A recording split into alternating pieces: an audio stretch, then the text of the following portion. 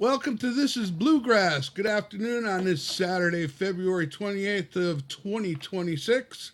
Yours truly, Daniel B. here to host today's event. G4V Cav Arts is proud to bring this event featuring our very own G4V Cav Arts cyber instructor and also an instrument builder, Mr. Danny Smith. Danny's a retired Army Master Sergeant, has graduated, I think you're up to 6 now. Is that right, Danny? Yep, 6. Yeah, and so far from 6 graduates from the G4V Cyber Chapter guitar program. Also, Danny has built his own mandolins, guitars, and recently a classic dobro, which I think is awesome. Oh, he's got it right there. Wonderful. And if you wish to hear and see Danny playing those instruments, go to his YouTube channel, Danny Smith Music. So, down to why we're here today, Danny does breakdowns and techniques to different bluegrass standards. Today is going to be I'll Fly Away, a classic. And we'll take questions at the end of this lesson or have any kind of discussion y'all wish to talk about. So, Danny, this is all yours. All right. Well, welcome everybody.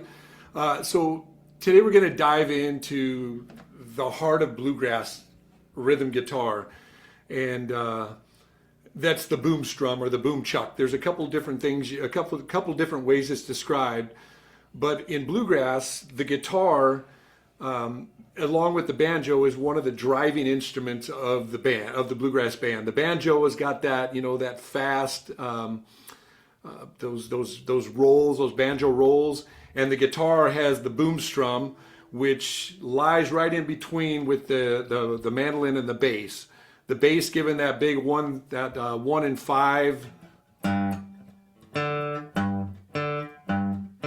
That's going to be your bass. Your mandolin's got that chop on the offbeat, and the guitar is holding that together and providing that drive.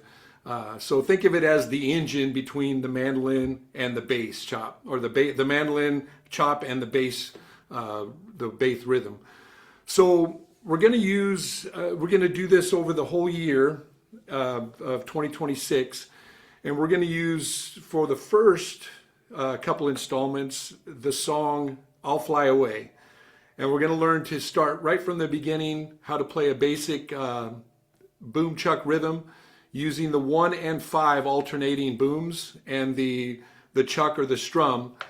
And I'm going to show you how to put that into your practice and then use rhythm walks to make the transitions between chords a little easier. And those rhythm walks, when you think about it, and before I go any further, I'm going to play through one verse and chorus of I'll Fly Away, and I'll do it at a moderate speed, about 90 beats a minute, and you can see what I'm talking about. I'll try to do some rhythm walks in there, and maybe even throw in a G run. So, some glad morning when this life is o'er, I'll fly away God's celestial shore. I'll fly away. I'll fly away, oh glory. I'll fly away in the morning when I die. Hallelujah, by and by. I'll fly away. So that kind of gives you an idea. I got a little syncopation in there. Just your basic rhythm walks. Using the rhythm walks are really simple to understand once you understand how to walk through a basic major scale. Your G scale. Once you can walk through those basics of the major scale, you can do a rhythm walk from your root to your third to your fifth. And that's what we're using here in this song, I'll Fly Away.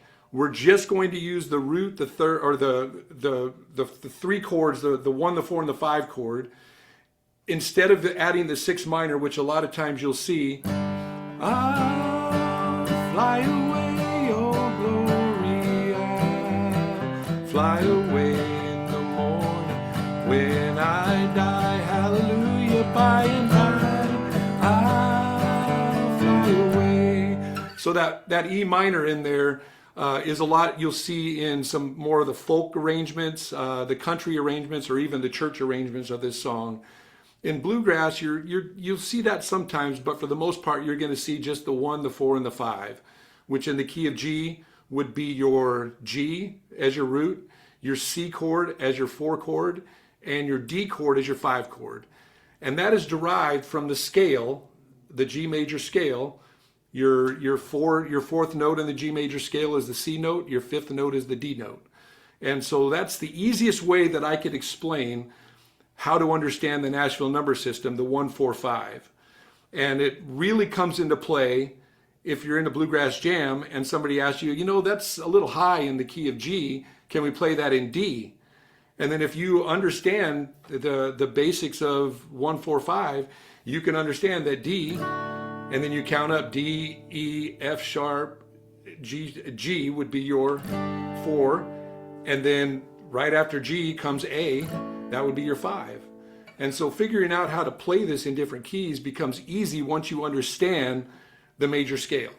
So I'm assuming that most everybody here has a basic understanding of the major scale. So we'll use just the key of G today, and we'll play it in the open position. Keep in mind that you can capo to change the key. If you wanted to play it in the key of C, you could capo up onto the 5th fret and play out of the G position, and then you're playing the song in the key of C. If you want to play it in the key of E, you can play it in the D position, capo on the 2nd fret, and now you're playing the song in the key of E using the D position. So all that out of the way, we got the quick demonstration, and let's start off with getting the boom-chuck rhythm down. So what is the boom-chuck? That's your boom. The root, which is a G. When you get to the C, the root is your C. And when you get to the D, the root is your D. So let's go through, and we're just going to do just the root and a strum. So it'll look like this: root, strum. And when I strum, I'm strumming the bottom 3, 4. I don't want to do the whole chord. I want to get just enough to get a little bit of additional noise in there, that chuck or that strum sound.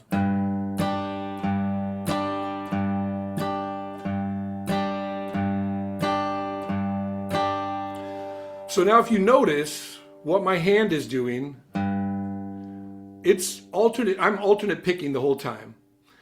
And I've got a really good exercise you can do when you're warming up your guitar, when you're warming up in the morning or whenever your practice time. Go to your G string and just play a rhythm up and down. Down, up, down, up, down, up, down, up, down, up, down, up, down, up, down, up. That gets your hand used to that alternating picking. And then you can take that into a wider view and go to your G chord.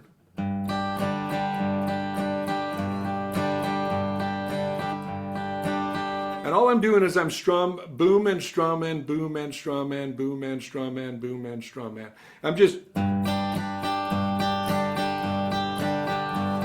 And these are just warm-ups for you when you first pick up your guitar and you sit down, get your hand going, get that alternate picking in your brain.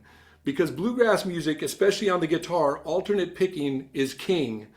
And if you watch a lot of these bluegrass guitar pickers, you're going to see that alternate picking is the majority of what they do. Now, Tony Rice was a little bit of a different character. He had a down, down, up in a lot of his things. He put some cross picking with some down, down, up, and it's not an easy thing, and it's not the norm. So working on that alternate picking and that alternate strumming is really, really important to get this boom strum down. So back to our boom. Now I'm just boom, strum, 1 and 2 and 3 and 4 and 1 and 2 and 3 and 4 and. So now we're doing eighth notes here. 1 and 2 and 3 and 4 and. So we're going to walk through the chord changes C and D using just the root and a strum. And I'll count you through it, and I'll add some lyrics in there so you can see where we're at in the song.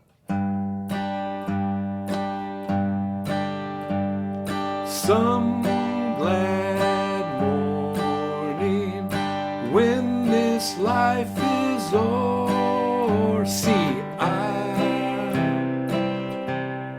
fly a G to a home on God's celestial shore. I'll D fly a G. All right, so does that make sense? It's a little slow because we're playing at we're right at about 50 beats a minute, and we're doing it in eighth notes. And so getting the feel of that boom strum, boom strum, boom strum, now we can add that fifth of the note, which would be your D.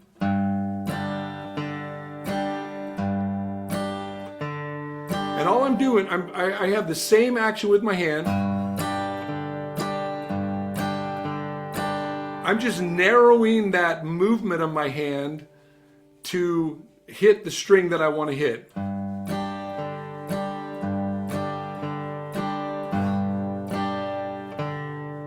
And if you look at my hand, when I play it real slow, I'm still doing that alternate picking.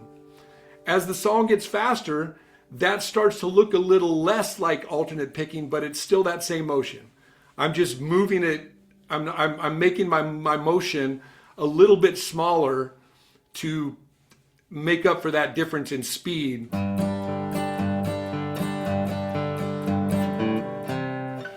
So let's do, I'll walk through each chord, showing you what the 1 and 5 is. On the key of G, it's G, strum, D, strum.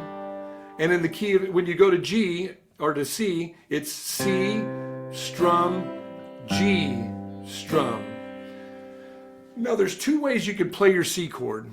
I tend to play my C chord like this, and I alternate my ring finger back and forth between the C and the G. You can also play it like this by using your pinky finger to play your C, and your G is played with your ring finger. Then you don't have to alternate that finger.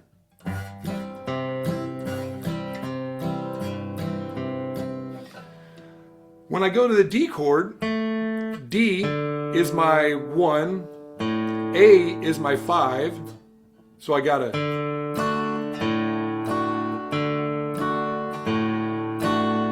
And then when I go back to my G,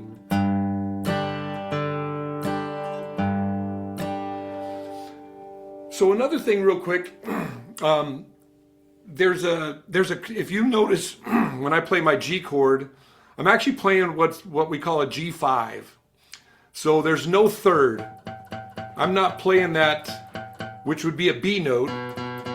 That would be my third of the chord. And when you play the cowboy chord, sometimes like this, you're leaving that fifth out down here, that D. When we play it in bluegrass, a lot of times we'll play this right here, this G5. And the reason we play this G5, at least for me, is when I'm transitioning to a C chord, I've got a really easy 7 without having to change my fingers. I can bring my ring finger up and put it on that F sharp, or that F right there, and that gives me a leading tone to my C chord.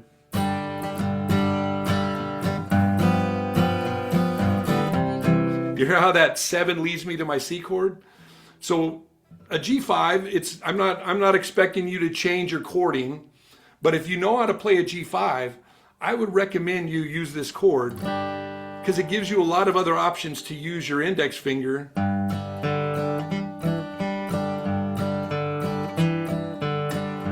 And all I'm doing is I'm just adding that 6 in there to give it a little different texture to my strumming. So back to the G chord, and we're going to strum through this. We talked about the G. Does anybody have any questions before I go any further? Everything, am I going at a good pace? I'm not going too fast? Good. All right, so we're going to walk through the boom strum using using our 1 and our 5 now. So we're going to go 1 and 2 and 3 and 4 and some glad morning when this life is old. C, I fly, O, G, to a home on God's celestial shore. I'll D, fly a G.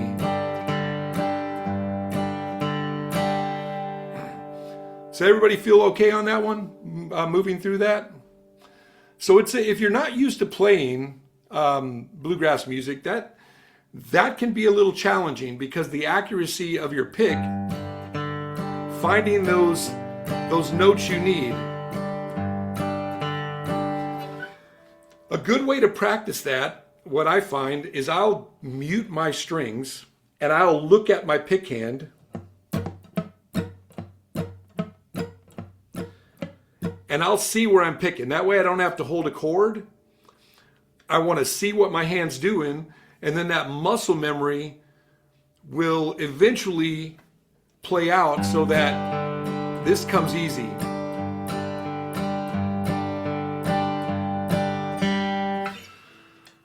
So let's go through this one more time, and was the speed okay? Could we go a little faster? All right, we'll go just a little bit faster, not too much. And we'll go through this one more time here, and then we're going to start talking about adding another element to this boom-chuck. All right, here we go. Some glad morning when this life is o'er, C, fly a G, to a home on God's celestial shore. I'll D, fly away. Good. I'm seeing some strumming happening. Are you having trouble getting that 1 and that 5 clean? Anybody having trouble with that? Everybody's good with that, or are you having trouble? Having trouble? So, Dan, if you're having trouble with that, one thing you can do, if you're playing this G5, and a lot of times that trouble comes with hitting that A string, right? So if you're having trouble there,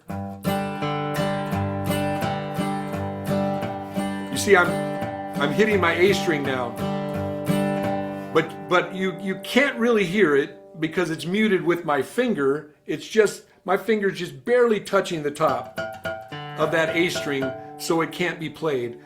So that allows me to focus a little bit on my strumming. I can look down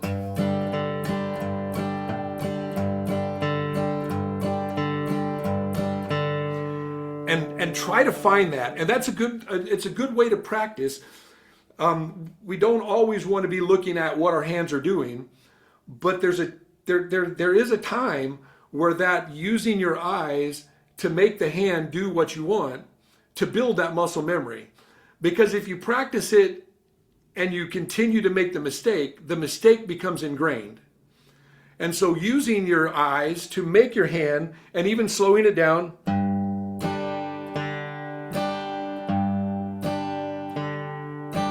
and looking at it and really, really focusing on the control of that pick. And so that's what I would recommend if this is something you want to pursue, getting this boom strum, because this boom strum, it can really help you playing any type of song that you're interested in playing. I mean, I'll do it with country music that I listen to. I'll even try to do it with some some Poison. Let's see, how's that song go? They both lie silently still in the dead of the night. You know, we both lie close together. We feel miles apart inside. I'm using my boom strum and I'm playing a Poison song. And so you can really do that, and it allows you to have fun with your practice and learn a skill that can be really beneficial, because this alternating picking really becomes a lot easier for you to sing and play as well. Now, if you watch when I'm singing through this song, if we sing, a lot of times learning to sing and play is really difficult because it starts to sound robotic. Some glad morning when this life is o'er, that becomes that boom helps me with my words. Boom, some glad morning when this life is o'er, I'll fly away. And you narrow that down to those single booms can really help you learn to sing while you're playing as well. So now another element to this boom strum, because the boom strum can get really boring really fast. The boom or the boom-chuck, the Boom-Chicka. What was that? Boom-Chicka, Boom-Chicka, Boom-Chicka, Boom-Chicka. There's a song. I can't fight this feeling. Isn't that how it goes? Ooba-chukka, ooba-chukka. Isn't that how it? Yeah, it's like, I can't remember who sang that. So who sang that song? I think it's Blue Suede Shoes. No. It's a Bay City Rollers. Yeah, that's it. Bay City Rollers. I can't fight this feeling deep inside of me. And it's like that ooga-chukka, ooga-chukka. That's your Boom-Chicka. So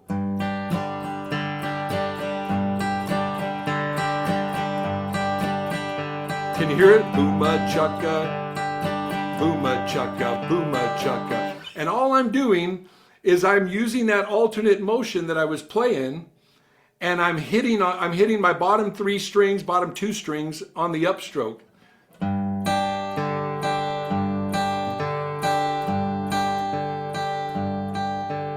That's a little more, what I did there was really narrowing it down so you could see that boom-a, but it's a Boom-Chicka, Boom-Chicka, Boom-Chicka. And so my booms are staying the same, but my chuck becomes a chuck. So now I've taken my 8th notes and I've turned them into 16th notes. If I count this out for you, you'll see what I'm saying. 1, so we go 1, 2, 3, 4, 1 and 2 and 3 and 4 and 1 and 2 and 3 and 4 and 1, 2, 3, 4. Same speed. I'm not changing the speed of the song. It's still the same, but I'm adding drive. There's just a boom-chuck, Boom-Chicka. Boom-chuck, Boom-Chicka, boom. That's a little easier to play because you're not doing it right away. Boom-chuck, Boom-Chicka, boom-chuck, Boom-Chicka, boom-chuck, Boom-Chicka. Everybody feeling okay with that? So to add it to the beginning, the Boom-Chicka, Boom-Chicka, you got to do that right away. Boom-Chicka, Boom-Chicka, Boom-Chicka, Boom-Chicka. And now this is another technique that we add. And what you don't want to do is you don't want to play the entire song using the same strategy with every chord. So if I played it the whole song with Boom-Chickas, it gets to be really busy. So it'll sound like this. Some glad morning when this life is over. See how that sounds really busy? So if you take parts and you apply them if you're singing or if you have a singer, some glad morning when this life is o'er, I fly away. So you see, when I wasn't singing, I added that Boom-Chicka, and so I'm adding a little dynamics to the song. And so using these two strategies that you now have a boom-chuck, play it when they're singing. You now have a Boom-Chicka, play it in between the singing when there's a lull in the lyrics. Is that making sense? Does anybody having trouble with their Boom-Chicka? If you're having trouble, turn on your mic and let me hear what's going on here. Anybody? For me, it's just new doing that Boom-Chicka. Yeah, for sure. I can get that part, but then That's actually not too bad, Kurt. So when you're one thing to really think about, and I struggle with this when I'm practicing. I want to play everything fast, and it's really hard to play stuff slow. So the really slowing that down, and getting that.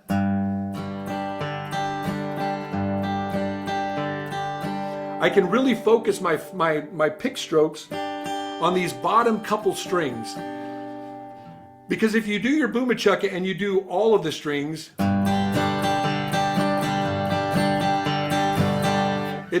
that really starts to sound muddy. And Jimmy Martin, he had this. I can't remember what they called it, but he played like that. He had this really mashed up sound, like everything was just full balls to the wall. He's really strumming everything. But that was his style, and his band was able to temper that with how they played. And so if you listen to some old Jimmy Martin, you might hear that. You might hear those kind of things. But what we want to do is we really want to narrow our technique down to getting really precise.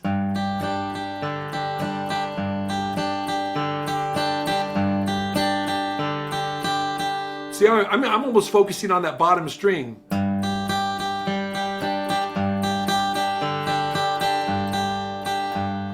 And that, narrowing that down, even if you narrowed it down to the bottom string or the bottom two strings, that's going to allow you to really focus on the accuracy of your pick strokes while doing your alternate picking. Does that make sense? it does. Okay, good. Anybody else got a question on this? We're good? Okay, so we've applied the boom strum to the song, and it really gets to the meat of bluegrass when you hear these rhythm walks, walking from one chord to the next. And so, does everybody know their G scale? You got G, A, B, C, D, E, F sharp, G. So to do a rhythm walk, for the most part, it's going to be a 3-note walk. So I'm walking to the C, and I'm using strictly the notes of my G chord, of my G scale, G, A, B, C.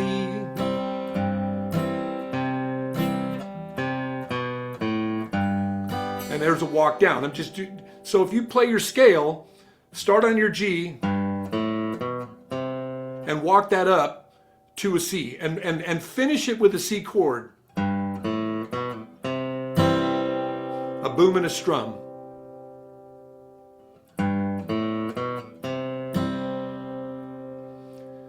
Now, if you're playing the G5, like I'm playing, the easiest way to make this go into a C chord would be not to do this.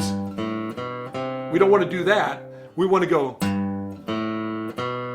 So my strum, and then I'm lifting my whole hand up and I'm transferring to my C, transitioning to my C chord.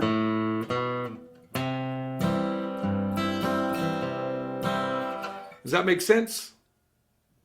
So if I'm playing a G5, if I'm playing my G like this, I'm using the same fingers.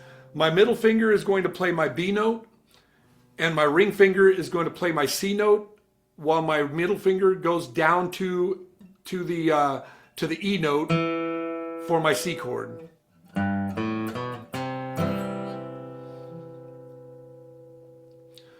So that's my walk from G to C. Now,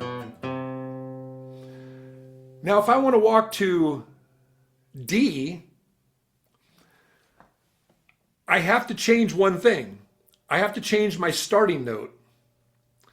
Because if I start that on G, that doesn't work. If I start it on G, it's almost there, but if I take the G out of the picture and just start one note higher, so I'm playing my G,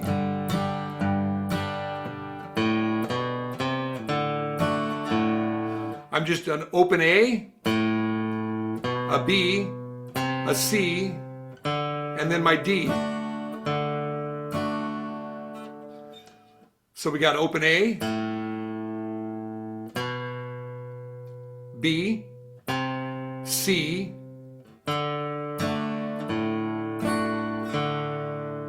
and then I'm playing my D. You can shorten that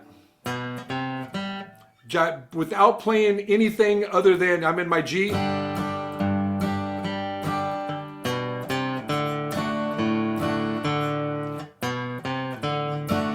And so if I'm playing my G5,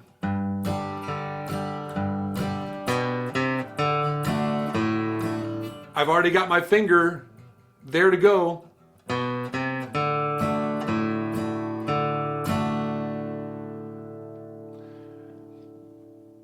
And then when I go back to my G, it's the same concept.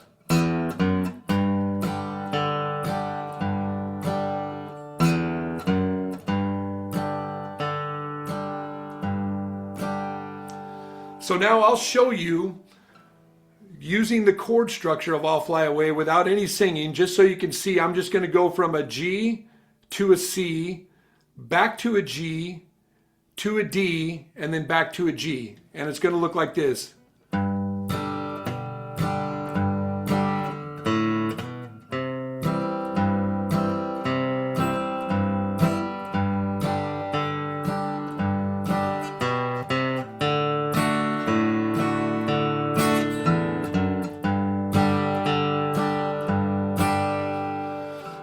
So you notice all the notes that I need are right here. There and an open string. Or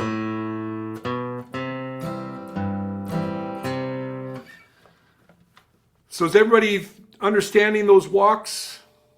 Making sense? And you can apply that to whatever key you're in. If you're in the key of C and you're going to an F and then to a G.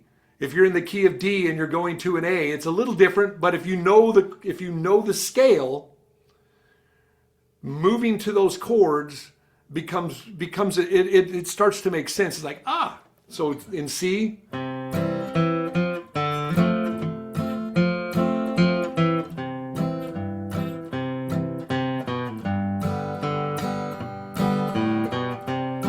so I'm just using my scale notes. This time in the key of C, I'm using my C scale, but in the key of G, I'm going to use my G scale. There's the notes of my G scale starting with the open E. I've got my E, my F sharp, my G, my A, my B, my C, D, E, F sharp, G. have all those notes available to do my walks. From any chord that I'm using in my G, in the key of G major. Does it make sense? Okay, so let's try to walk through. I'll fly away, and I'll do it slow, about 50 beats a minute, and we'll try to walk to each note. Now, I probably won't be able to tell you when it's changing to the next chord and still sing at the same time and still do the walks, but I'll try. So let's go. We'll start off with our G. If you want to add a boom strum in there every now and then, boom-a-chaka, boom-chuck. Here we go. Some glad morning when this life is over, I'll fly away to a home on God's celestial shore. We're gonna walk to D. I'll fly away. I'll fly away, oh glory. I'll fly away. When I die, hallelujah, by and by, I'll fly away. The key of G is really high. It's getting harder to sing this in the key of G. So, did everybody, were you able to get a walk in there, whether it be to C or to D, coming back to G? It's a lot easier to do it when you're not the singer, but when you are the singer, there are certain spots that you can feel where the walk is, you can do the walk. For me, walking to C is a little more difficult because I'm in the middle of a lyric as I'm changing the notes. But I find that if I do it with a syncopated change, and to do a syncopated change, all I'm doing when I walk to that C, when I say a syncopated change, I'm starting it earlier and I'm not going 1, 2, 3. I'm kind of like I'm starting it early and I'm going and 2, 3, if that makes sense. So I'll give you an idea what I'm talking about. Fly away, oh I'll fly away, oh glory. You see how I'm using each word as I'm going to change, and I'm using more of a chromatic scale. I'm adding that flatted third in there to walk up to my note. And you'll hear that a lot in bluegrass, those syncopated walk-ups. And you can do the same thing going to D by changing your major scale and making it a little chromatic.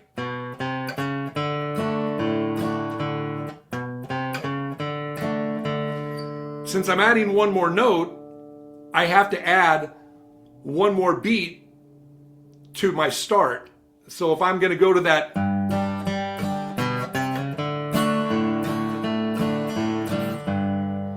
all right. Questions on the walk-ups? Do they make sense? All right. I think are we running ahead, Daniel? Or are we doing pretty good? We're doing pretty good on time. All right, good. So we got the Boom-Chicka. We've got the walks. There's one thing that really, really is missing in this to make it bluegrass. Can anybody tell me what that, besides Bruce, because I know Bruce knows, can you tell me what's missing here in this song? Anybody? It's missing a lot of things. One, you got the mandolin, which is the percussion that Yep, chop, true. chop, chop, chop. You got the fiddle, which is playing the melody. I play the dobro, so I'm going to say we're missing the dobro. Oh, most definitely. Yeah, there's so many parts to bluegrass, and when you think about it, 1-4-5, 1-4-5, 1-4-5. There are so many parts to it. And one of the things we didn't. This is something. I mean, I'm self-taught, but I've been teaching my guitar success now for I don't know 10 years or so.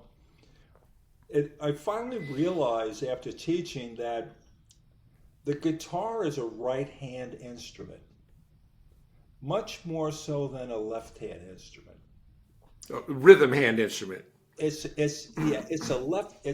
right hand. I mean, one of the things I do is like a very simple song, 2 chords. I think it's A Horse with No Name.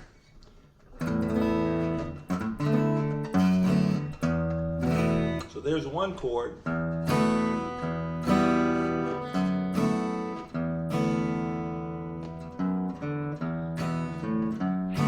But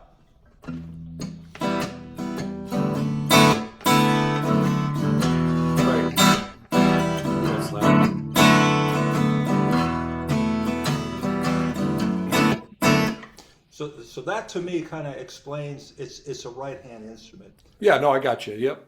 I mean, other than that, I mean, I think you did a great job on this tune.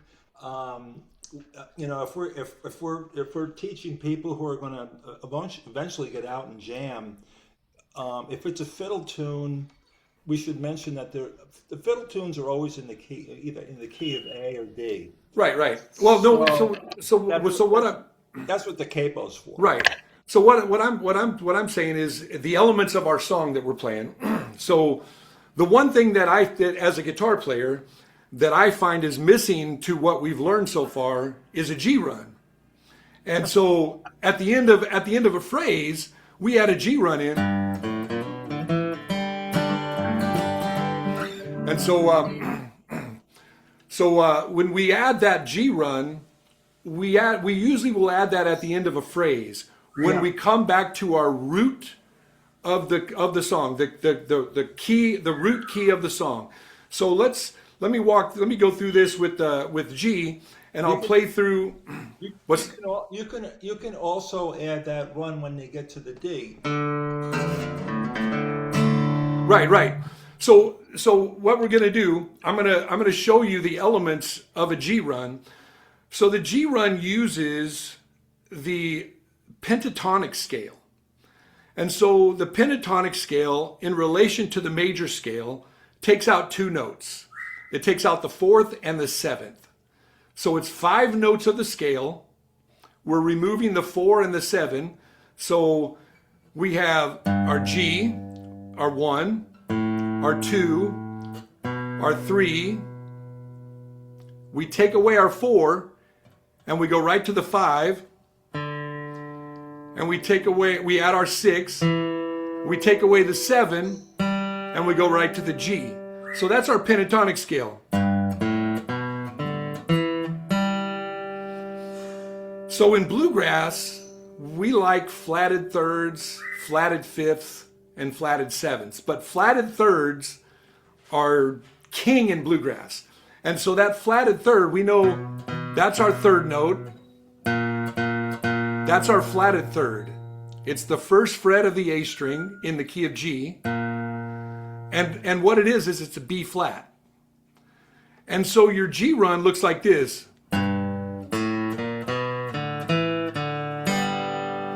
So I've got a 1, 2, flat 3, 3, 5, 6, 5, 1.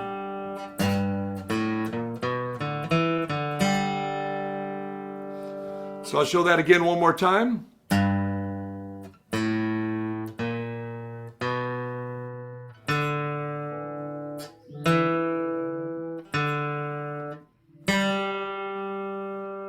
And you can also use that G run to lead into the 4 chord.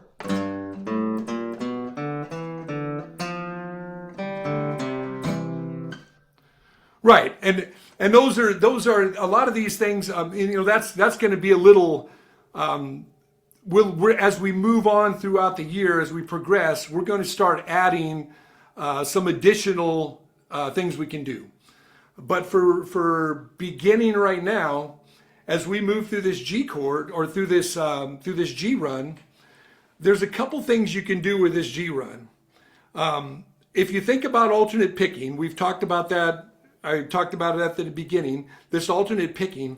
If you watch my pick hand as I walk through this G run,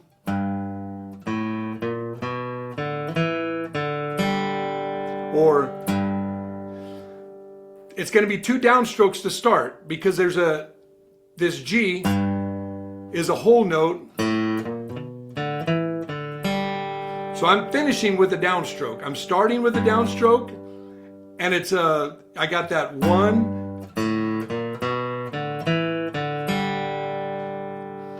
So that is a straight picked G run. Now, if I was going to take that G run and I was going to add some hammer-ons, some pull-offs, or some slides, my alternate picking should not change. I should still alternate pick that, meaning that if I do a hammer-on, that hammer-on is going to take the place of one of my pick strokes. And so in order to do that, I have to ghost stroke that so that I don't end up with the wrong stroke. Because if I go, now I'm finishing on an upstroke, that's going to become really difficult as we get faster. So if I'm going to do something with a slide, you see what my hand did when I slid? Watch my hand, watch my pick hand.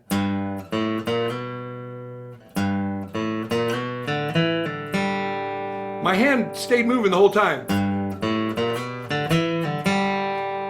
I end with that downstroke because I've trained my hand that no matter what I'm doing, this is what you're doing. This is your job. This is your only job right here, right hand. Your job is to go up and down and hit the strings that you're supposed to hit. So up and down, up and down, up and down. So my G run. So let's try. Can everybody play through a G run real quick? Let me see what you're doing.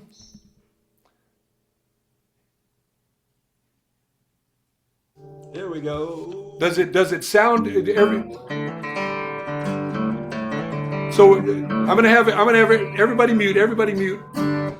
So I'm gonna have you. I want to see your hands. I want to see what you're doing as you walk through your G run, and I want you to listen to yourself. And does your G run sound something like that? So play through it, listen to it, and then ask yourself, does this sound like the G run? And everybody good? If you're good and you feel it's right, put your hand up so I can see that you got it. And if it doesn't feel right, come on and let me hear what you're doing, and we'll see if we can troubleshoot this. How you doing down there, Paul? Good? All right. Everybody feel all right with the G run? I want $1 for every G run that I have ever played. Okay, so what we're going to do now is I'm going to play through the song, and when we get to the end of the verse, I want everybody to play a G run with me. Just at the end of the verse, and we'll go through it. We'll go through it slow. Remember, you can do Boom-Chickas whenever you feel. You can stick it with just straight Boom-Chucks, and you can add some walks whenever you feel you want to add a walk. I'll set the speed, and you just follow along, playing a good rhythm. And at the end, we're going to add that G run. So here we go.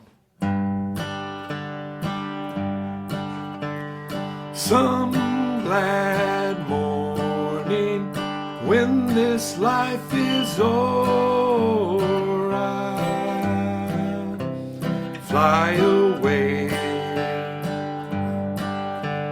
to a home on God's celestial shore. I'll fly away. Forgot the G run, didn't I? Okay, so now, and I'll tell you the reason I forgot the G run here is because at that point I wouldn't have done a straight G run. I would have done what I like to call a abbreviated G run. And if you're playing this G5, this becomes real easy, because if you listen, when I transition from that D back to the G, I'm going to show it to you and then I'm going to explain it to you.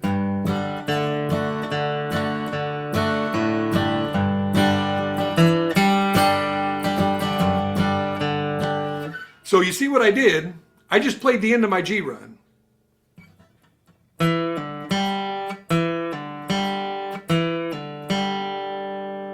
So I'm in my G, I'm going from my D,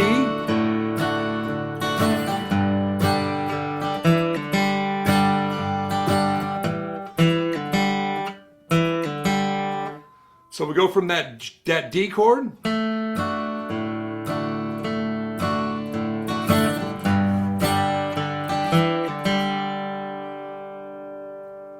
everybody get that?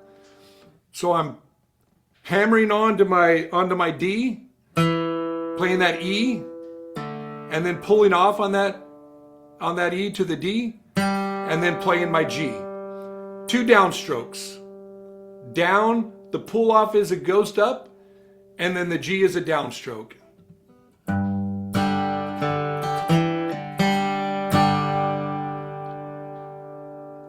Does that make sense, everybody?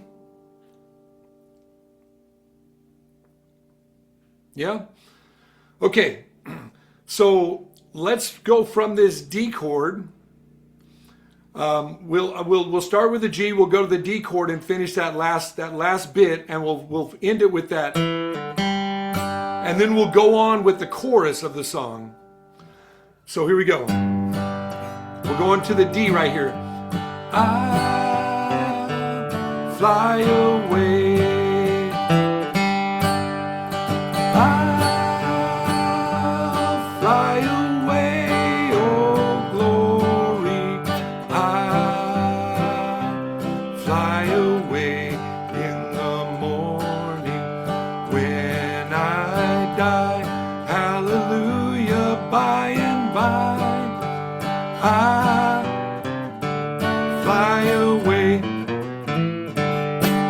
That's where we're going to put our G run, right there at the very end. Does that make sense? Okay, so let's we're going to do a full playthrough. Does everybody have a capo? Everybody got one? And the reason I'm going to do this is because I am really struggling singing this in G. So we're going to go up and we're going to play this in the key of B. So we're going to capo at the 4th fret.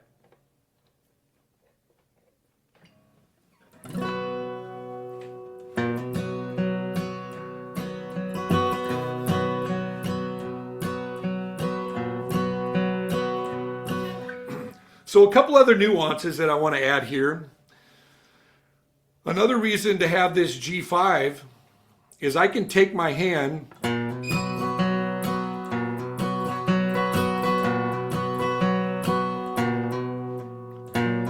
and I'm hammering on from my F sharp to my G. Now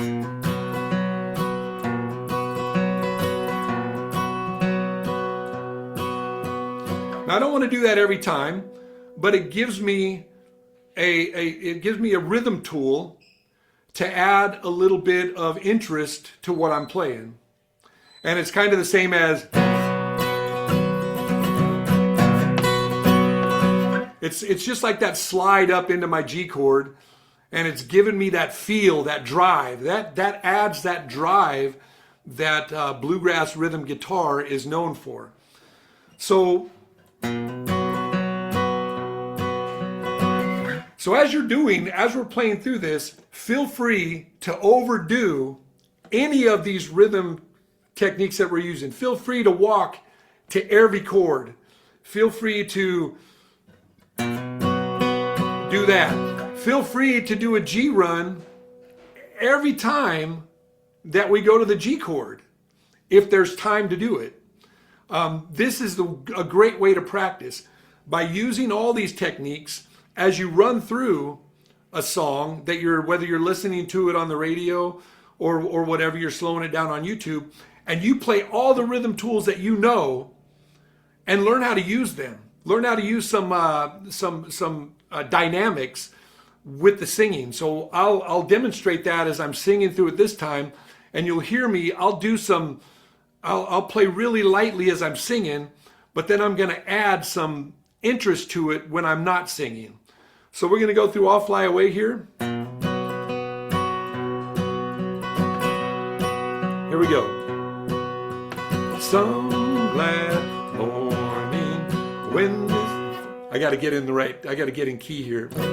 Some glad morning. There we go. Here we go. Some glad morning when this life is o'er, I'll fly away to a home on God's celestial shore. I'll fly away. I'll fly away, oh glory. I'll fly away when I die. Hallelujah, by and by. I'll fly away. That's really low. So is everybody understanding where I'm at here with this, with using all these rhythm tools, using these walks, using these dynamics? So let's go back without the capo. Man, that was a rough sing through. So I would normally do this song in the key of D.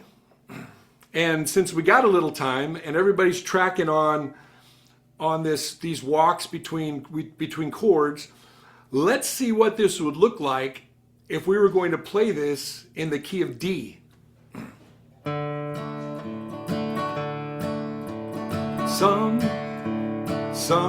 glad morning when this life is o'er, G, I'll fly away to a home on God's celestial shore. We're going to A. I'll fly away. Oh, I'll fly away. Oh, glory.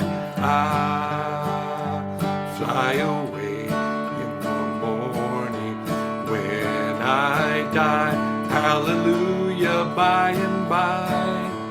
I'll fly away. So, how do we do the walks in the key of D? Well, if we know that if I'm going from D to G, open E, F sharp, G.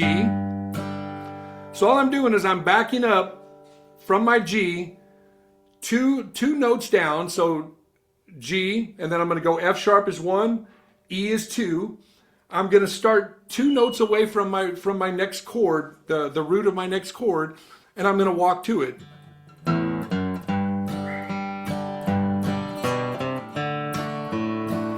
And I can do that going back to my G or going back to my D. But now I got to remember that my D doesn't have a C in it. It has a C sharp. So my scale has a C sharp and not a C. So when I'm walking from G to D, I have to use that C sharp and not the C. Does that make sense? Does everybody understand the reason that I can't use a C anymore is because the C is not part of my D scale. And because I'm playing in the key of D, I have to use the notes in my D scale, which would be a C sharp instead of a C. So it would go A, B, C sharp, D.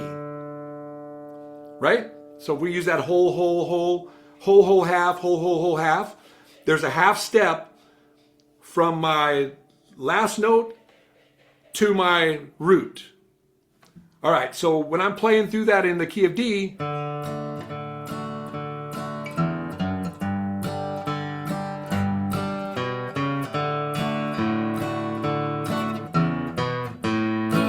I can walk down to my A using those same notes.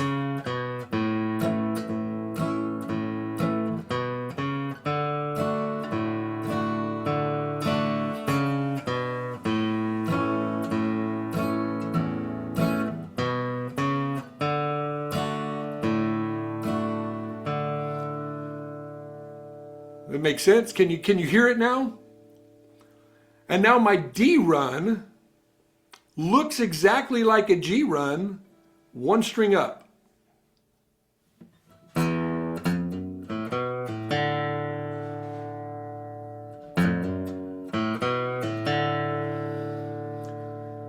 Now keep in mind that because I don't have a note lower than E, I can't start my D run. I have to start it one step early or one note late because I can't, or I have to play that D before I go to my D run. But a lot of times the D run, if I'm playing in the key of D, I'm going to use an abbreviated version of that.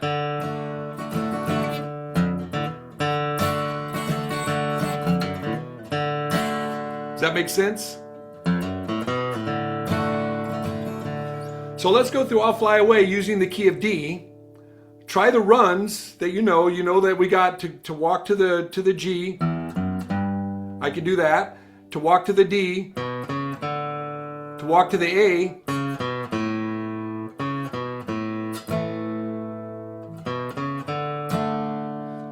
So here we go. Some glad morning. Ah, man, why can't I sing in key, Dan? Some glad morning when this life is o'er, I'll fly away to a home on God's celestial shore. I'll fly away. Oh, I'll fly away, oh glory, I'll fly away. When I die, hallelujah, by and by, I'll fly away. All right. So how does that feel with everybody on the key of A, in the key of D? Dan, do we go to 11 or 11:30? Be 11:30 your time, or we can go a little bit shorter. It doesn't matter. Oh, are we? 3:30 mine. What time is it right now? Your time? I'm on Eastern. It's 3:00. Okay, so we 3:10. still got about 3:10. 20. We still got about 20 minutes left. 3:10, or if you have 20 minutes worth of material left, or we could do question and discussion. Yeah, let's do some question. Let's do some question and answers, and then we'll go through some question and answers, and then we'll play through it one more time at the end in the key of G, just to cover everything that we went over. So maybe we can answer some questions. Go ahead, y'all, and unmute your mic. I've got one when you're doing the A. Do you go to a G or do you go to the D as the alternate? So the D, your D would be you got your A would be your 1, right? Right. And your well, let's see. Let me think about this here. No, not D. So it'd be an A and the D. D. Yep. Okay. Right. And so depending on the chord that you're playing, in C the G is above it, and in G the B is below it, or the D is below it, and in A the D is below it. Oh, okay, that makes sense. So A, B, C, D. That D would be your 4. So you're actually not playing. You're playing an E there, not a D. You're playing the D string, but you're playing an E note. Okay. The E is your 5. Is that right? For the A.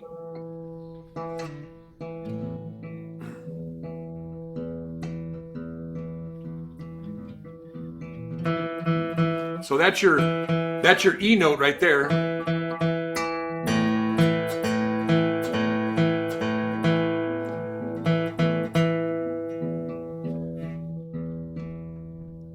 Does that make sense, Kurt? Yes.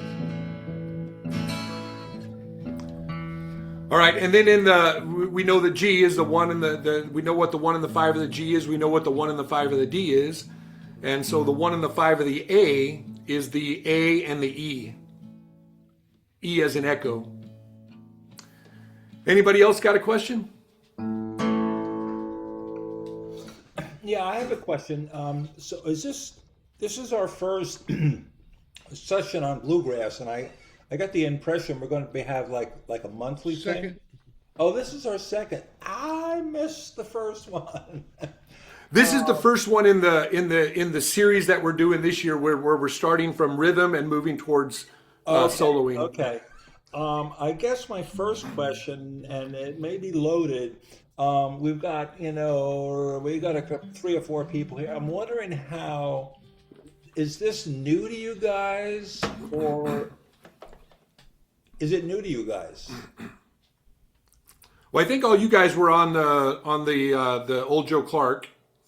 Kurt and Jay and Danny have been here. Yep. And he just left too. David, or no, there was somebody else here. Yeah, DJ also, and I don't know what happened with DJ. He just had to leave, and I forgot. When I think it's Paul Crawford. When you get old, yes, Paul. And Paul I ought Crawford. to know that because I had a cousin that was, or an in-law rather, not a cousin, an in-law that was. His name was Paul Crawford. I was just curious. Is this new to people, or is this like, okay, I already know how to do this? It's new to me. Is it new to you? Kind of rust. Yeah, I've only been playing for about a year myself. Well, yeah. There's DJ. That makes. I mean, I've been playing for 60 years, so I kind of get the fact that you're here and I'm Yeah. probably We're here. climbing. You're climbing, and that's a good thing. That's a really good thing to be climbing. And I will repeat again. When you think about playing the guitar, there's really 2 parts to it. There's the left hand. You need to get the scales down cold, and you need to get those scales down cold. In the open position, in the closed position, and then and once you get that down and you're kind of coasting along, then it's time to think about the right hand. The right hand, I mean, and I've already mentioned this, and this is kind of new, I think, to some people, maybe not, but the guitar is an incredibly simple instrument. It has 6 strings. There's 12 notes. It hurts to play. Your fingers hurt. It can be very frustrating. I mean, I've played all my life. I'm in the process now where I'm learning how to play in alternate tunings, and I'm not going to go there. I mean, that's a whole different thing. But I think Danny, you did a really good job of explaining bluegrass. I mean, I've played bluegrass since the '60s. I mean, and you absolutely nailed it. We're not going to get to the point of trying to play Tony Rice or Brian Sutton or Billy Springs or anything like that. I mean, those guys are incredible. But I really appreciate what you're doing. I'm looking forward to more lessons. I'm kind of hoping going forward. I mean, I play the banjo, I play the dobro, I play pedal steel, blah blah blah blah. It'd be interesting if we could get some other folks that know how to play those. Well, we got a mandolin player here, so we got the percussion. But if we could get some dobro players or banjo players, that would be kind of cool.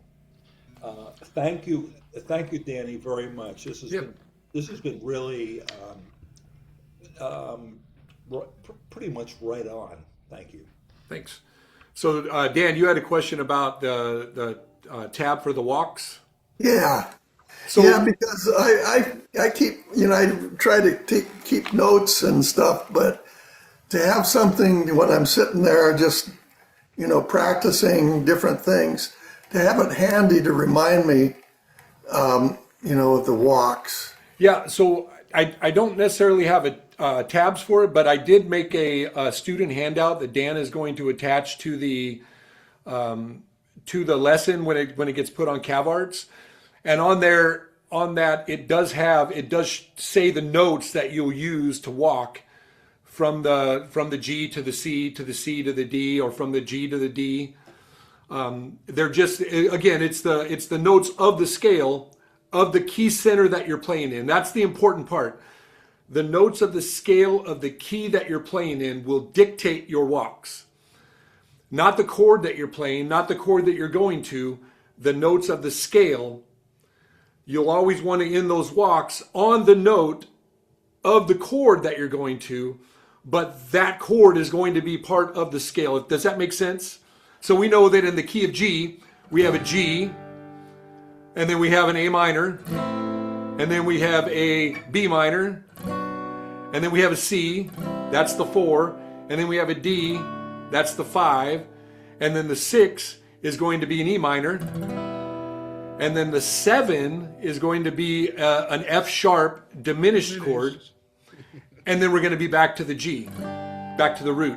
And so knowing those chords will, and you narrow that down, get away from the chords and narrow it down to the notes of your scale. So, in the key of G, it's G, A, B, C, D, E, F sharp, G. And in C, it's C, D, E, F, G, A, B, C. And all, every scale is going to have a different, but then you can narrow that down a little further and just go to, okay, it's a whole, half, whole, half. And then whatever key you're playing in, whether it be a D, the easiest way to remember what the notes are of your D scale is go to your D, and then go D, whole step, E, whole step, F sharp, half step, G, whole step, A, whole step, C sharp, or no, wait, A, whole step, B, and then your whole step C sharp, and then back to your D. And so using those, understanding those scales, it doesn't matter what key you're playing in, the walks will make sense if you understand that scale. So I hope that answered your question. But on that handout that Dan will put in with the lesson on when it gets posted to CavArts, we'll have that information in there. Okay. Yeah. It's a one-page printout. Yeah, that'll help because I mean, when I'm in one of these lessons, I know what I want to do, but then when I'm off practicing, I either have to try to make heads or tails out of my notes, or I have to go back and listen to the video, and it's easier if I have. Yeah, makes sense. Makes sense. Thanks. So I don't know. I'm thinking, Danny, we could possibly look for some bluegrass runs that are already tabbed out. Yeah, I can find something. I've got Guitar Pro 8. I can, if I need to, I'll make a tab. I just don't use tabs, so I don't normally make it up. So, but when I transcribe a song, sometimes I'll go into Guitar Pro 8 and I'll transcribe it in there, so that I can hear it and see it, and then I can play it, if that makes sense. So a couple things that I want to cover before we're done. How do you practice this stuff? Because a lot of times, I know when I was starting a few years ago, practicing stuff was what was hard for me. You know, I just sit down and I'm like, okay, what do I do?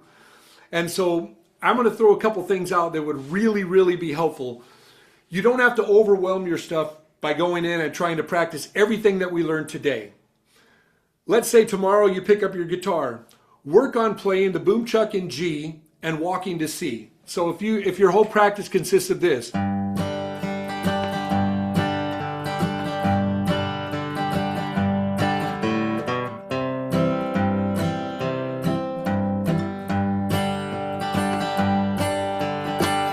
And that's all you do. Get it to where it sounds smooth. Get it to where you can play it with a metronome set at 50, and then 60, and then 70, and then 80. 90 is a pretty good speed to play this in eighth notes with the Boom-Chicka. That would be about 90 beats a minute. The song is normally played about 120. Some glad morning when this life is alright, I'll fly away. And that's about the speed that you're going to experience it in a bluegrass jam. And you know, there's no need for that when you're learning stuff. Get to where you can play it at 50, because it really is harder to play slower. I struggle with it. Before we started the class, I set the metronome on 50 and I tried to play it, and I ended up playing it in 16th notes, but I was playing double time. So instead of 50, I was playing 100. Whereas you can play it at 50 and play it with, oh.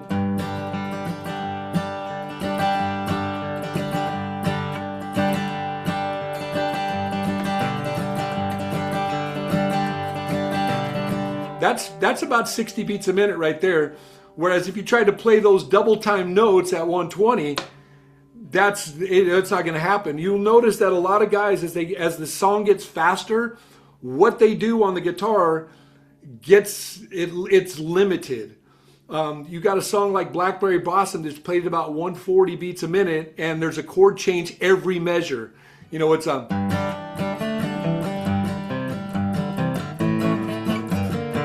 it's just changing non-stop. That song just changes non-stop.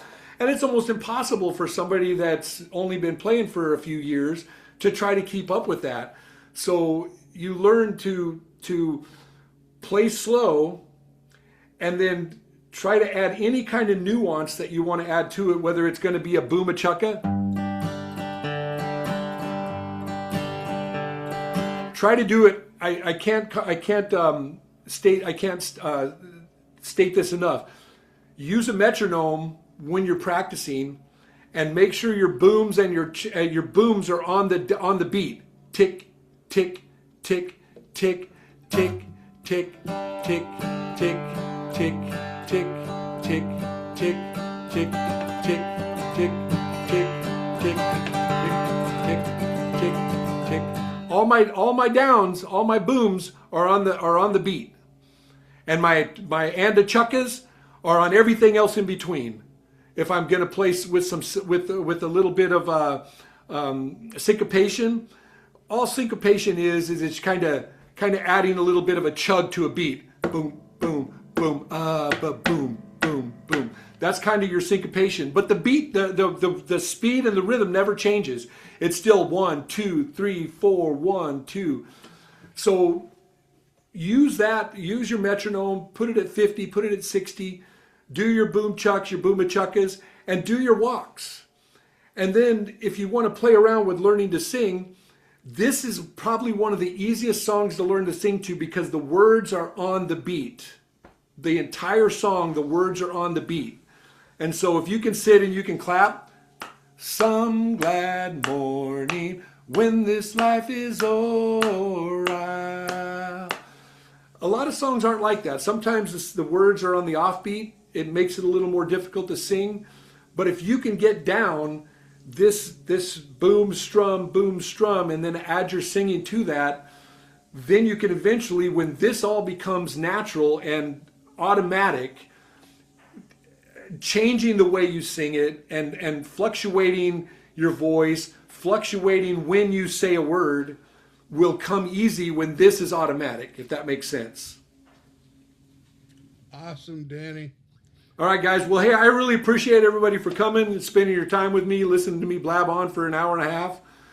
And I'm hoping by the end of this year that we can play a song together and everybody can sit in their room and take a break on it. That's the goal by the end of the year, is to be able to learn to play a break on a song and how to, figure out how to do it, like with I'll Fly Away.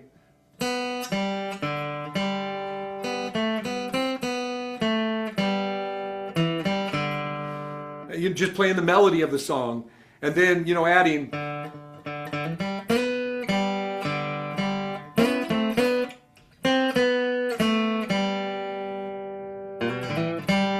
Just adding to it. And so by the end of the year, I'm hoping we can do that. Next month, Dan and I will get together and we'll talk about what we're going to do. It might be an add-on to this, maybe adding a little bit more into the rhythm, or we might look at a different song that might add a little more, a few other elements, like, adding a minor, or adding a 6 chord or a 7 chord or something like that. All right. Fantastic, Danny. Hey, Bruce, thank you for your input today. We appreciate you hanging out with us. Thank you. All the rest of you, thank you all for stopping in. And where am I? Guitar for Vets is a 501c3 nonprofit dedicated to providing relief of struggling veterans through the healing power of music and community. Since 2007, Guitar for Vets has served at-risk United States veterans impacted by PTSD and other service-related trauma. Through our unique 10-week structured guitar instruction program, putting the healing power of music in the hands of our nation, helping to foster renewal, community, and connection. All right, and that'll be it. Be well and keep on strumming.